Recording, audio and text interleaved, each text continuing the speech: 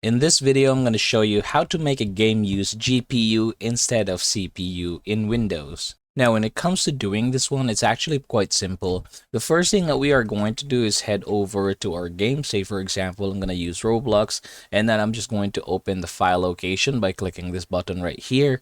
Once we are here, we can just right click on this once again, and we're going to go ahead and open file location. So now that we are here, we can just head over here to the link and then copy this one and then close this.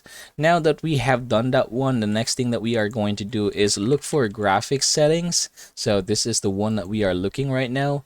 And from here, what you are going to do is click the browse button right here.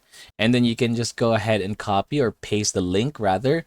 And then we're gonna head over and click this button right here, and we should be able to see here the Roblox application. So you have the beta, you have the launcher, but I'm gonna be using the beta here. That is what we're gonna be doing now. I'm gonna tap add.